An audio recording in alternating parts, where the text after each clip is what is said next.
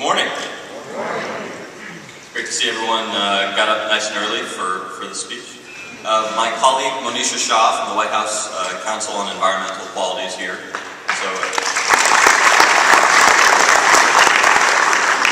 afterwards, we'd be happy to chat with a lot of folks. I want to actually start with a story.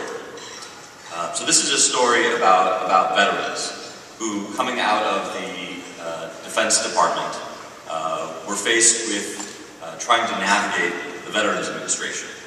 And the VA has gotten a lot better, but it's still complicated and confusing for veterans who are going from active duty members to trying to navigate their medical care.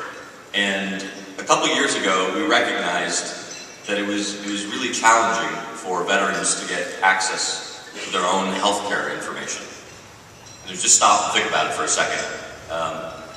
Veterans were unable to get their own information about what prescriptions they were on, what their diagnoses were.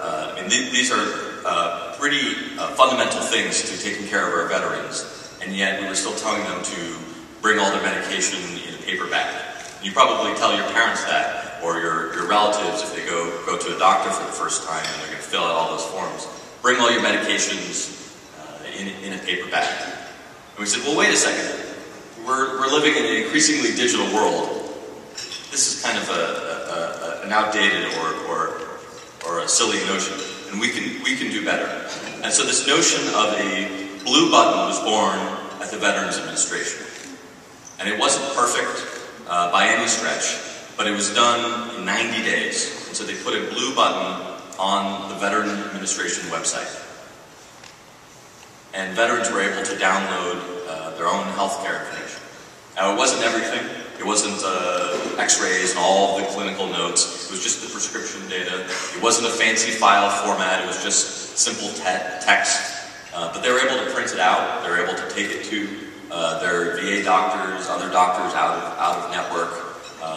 And veterans really appreciated this. And it sparked a movement where then the Department of Defense adopted the blue button, the CMS, the Medicare adopted the blue button, and now it's spread to the private sector as well.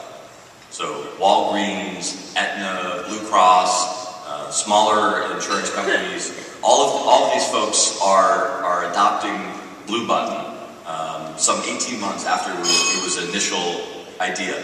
The President has talked about blue button as a simple way to empower veterans and Americans so that they can take care of their health and improve their health outcomes. And so this is the idea that inspired the green button. So what is the green button? It's a really simple idea that you should also be able to download your own energy usage information from your utility or retail electric provider website in a standard format, something that is both consumer friendly and machine friendly, and that is a common experience from provider to provider. We have 3,200 utilities across the country, very different regulatory regimes and very different types of customer portals and whatnot. But customers deserve access to their own data, their ratepayers' money, their taxpayer money in some cases with Recovery Act investments. I've paid for the systems. In many cases for the smart meters. We have 40 million smart meters installed across the country today.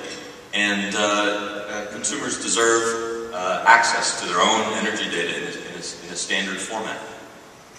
So we took this idea, and in September of last year, my office challenged the industry at Grid Week. We said, why can't there be a green button on utility websites? And in October, we convened the 3 California investor-owned utilities, and we said, let's not make this 2 years or 5 years, let's do this in 90 days. And the California utility said, we can do this. This is possible, because this is important. And in 90 days, they were able to, 2 out of the 3 California utilities were able to launch Green Button across their entire territories practically. So in California, Pacific Gas and Electric and San Diego Gas and Electric have Green Button on their websites. If you're a customer, in many cases a residential or commercial customer, you go and you log in on your own website or on the utility website, put in your username and password so you're authenticated, and then you're able to download 12 or 13 months of detailed energy usage data. It's typically 24 hours old, but it's in hour increments up to 12 or 13 months old.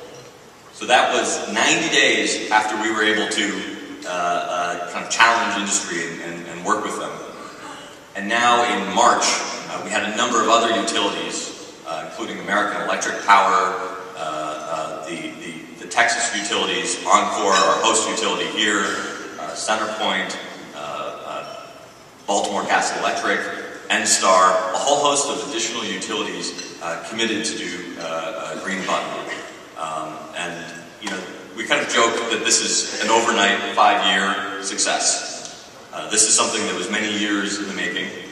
And frankly, this is not a federal government top-down mandate or anything like that. There's no big spending program. There's no law. This is the voluntary industry adoption of consensus industry standards. So I'll stop and say that again. This is the voluntary industry adoption of consensus industry standards. But this administration is really excited about this, and so we want to continue our call to action. We want to continue to celebrate those utilities and other folks who are committing and implementing Green Button, because we think it really does signify the next step in customer service in the utility space. So here's a set of companies that have committed or have implemented Green Button. And it includes a number of utilities across the country, but it also includes their vendors, many of which are represented here today, who have committed to make Green Button a simple or even a standard feature in their customer portal or in their meter data management system or in their social context, whatever the product or platform. And then there's a number of really exciting companies that are committing to use Green Button in their product or service, so third-party companies.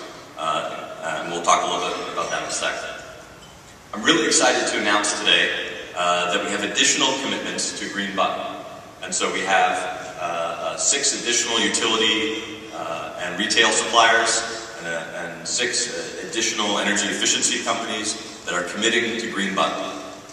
So with that, we're going to have 30 million homes and businesses served or represented by utilities that are going to get Green Button.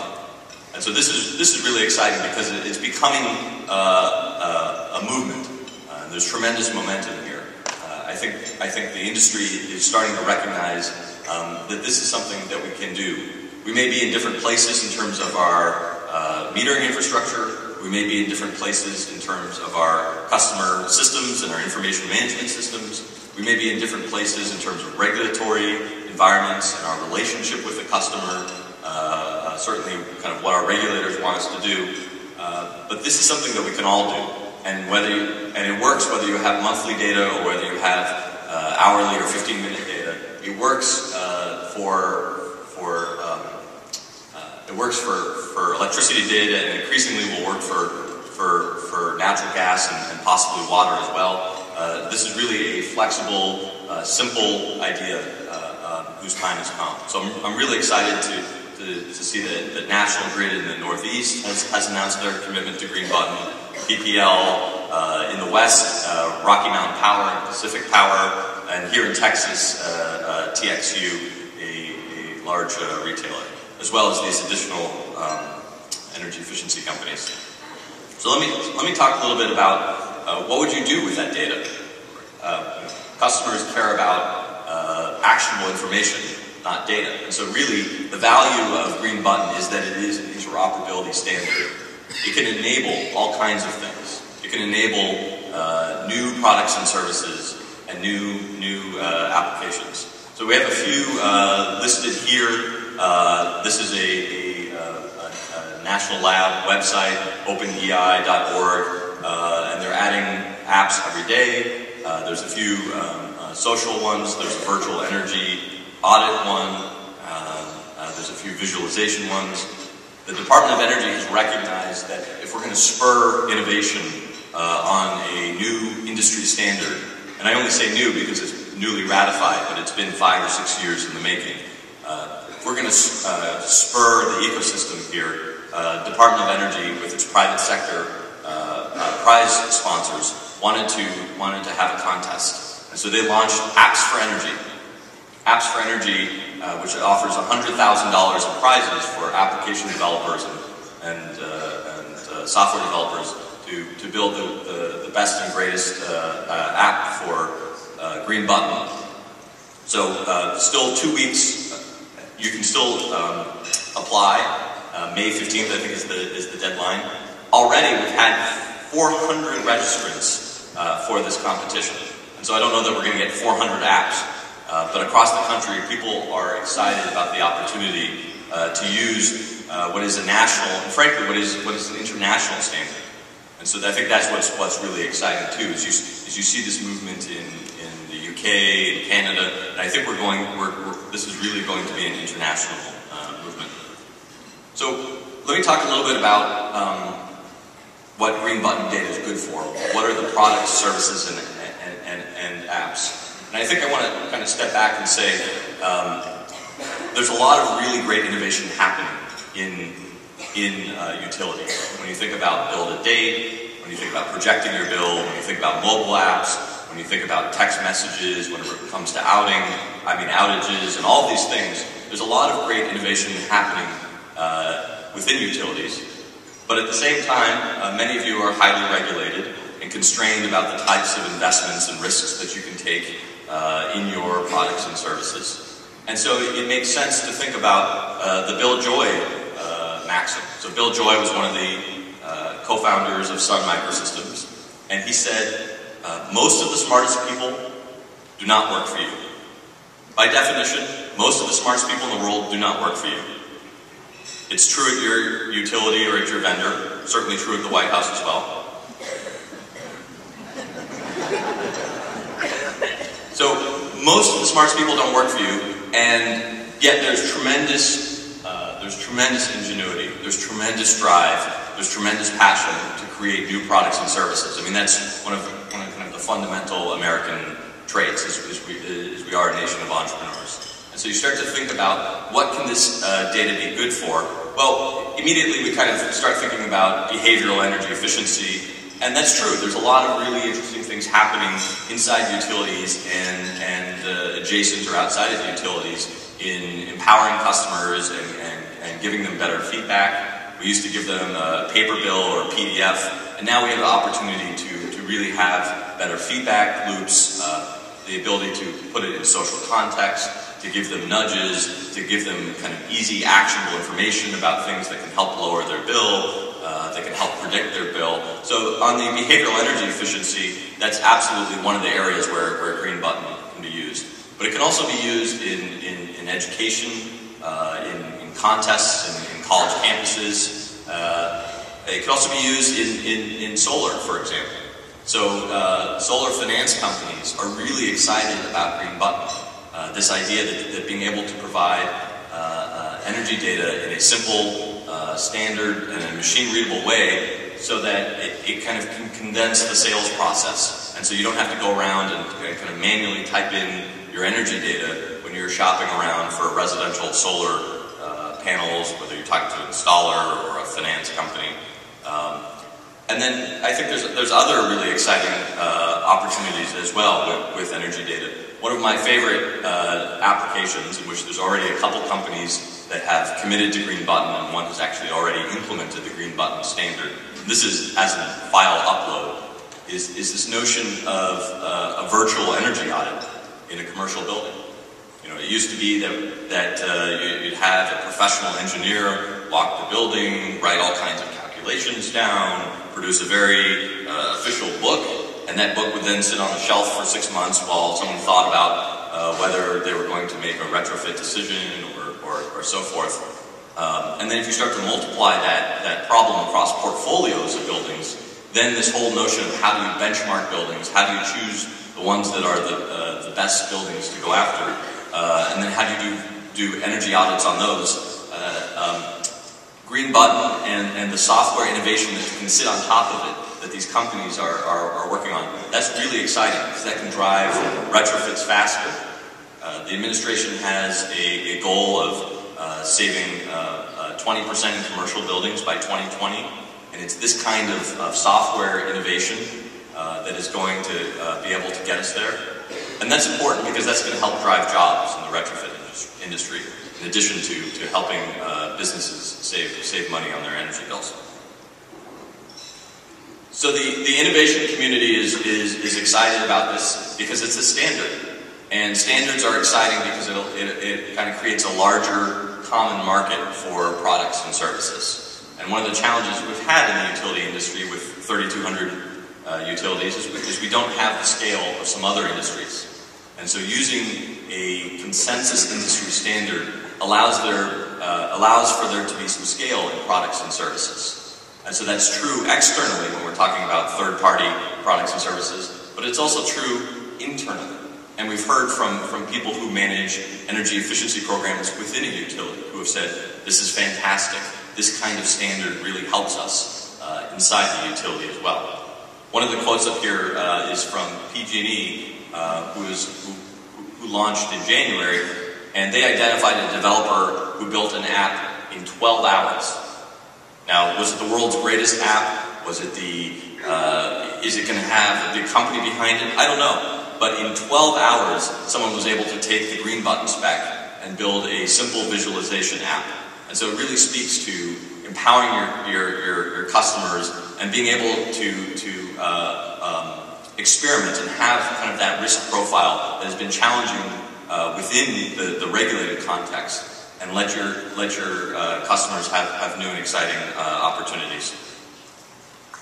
So I'm in Texas right now, and I should talk about the biggest energy saver, which is a really exciting thing that happened last year, and it's going to happen this year as well. So let me just take a quick poll. Who's heard of the biggest energy saver? All right, we got a few hands here. So the biggest energy saver challenged consumers to reduce their electric bills. It was held in Encore and in Centerpoint. And there was also a parallel contest in San Diego Gas and Electric. Thousands of homeowners participated in this contest, and the idea is pretty simple. We're deploying smart infrastructure. Your ratepayer dollars, your taxpayer dollars are helping deploy smart infrastructure, but we need to engage the consumers about the benefits of this. And if we don't, then it becomes very much of a discussion about higher costs and privacy and all of these things. But there's tremendous potential, and there are real benefits both on the utility side and on the consumer side. And so the biggest energy saver was a great contest that had a series of prizes and really engaged real Americans and these aren't people who are necessarily software geeks or energy data geeks or standard geeks. These are people who have busy lives, who were previously unengaged in their energy bills, but knew that their energy bills were high and wanted to do something about it. And so they got engaged, and we saw that the top 10% saved an average of 26% in 2011 compared to 2010. And the winners saved over 30%. And this is without compromising their lifestyle in major ways. I mean, these are people who were able to take simple steps to reduce unnecessary waste in their homes. So as I said, this whole notion of buttons is actually a big deal. The wonky policy name is called smart disclosure. This notion of being able to provide consumers safely, securely, with the best practices of privacy, their own data. And so whether it's in healthcare, you should be able to get an electronic copy of your own healthcare records. Whether it's in energy, you should be able to get an electronic copy of your own energy usage data. And it's true in education and other sectors as well. You want to know how your kids are doing. We're increasingly going to be in a digital environment in schools over the next 5 to 10 years. And so you don't want to wait till the parent-teacher conference or to the end of the year to know how your kids are doing. You want to know how they're doing on a quiz or assessment today. You want to know how they're struggling on fractions today, and being able to get an electronic copy of that and share that with a real tutor or a virtual tutor so they can make an intervention with your child this weekend is a big deal. And so this notion of smart disclosure, it isn't a top-down federal government saying thou shalt make data more available. It really is a bottoms-up. How can we work with standard development organizations? How can we work with industries and champion and celebrate the adoption of consensus industry standards to provide consumers their own data? So I'm gonna end with a call to action. If you already are committed to Green Button, let's get it implemented and let's continue to learn and see what customers are doing. If you don't have Green Button in your utility, go back and ask, why not? Why can't we do this in 90 days? Why can't we do this in 180 days? If you're a vendor and you don't support Green Button yet, why isn't this going to be a standard feature in your product set? I think we can do this together, and I'm really excited about the opportunity in 2012. Thank you.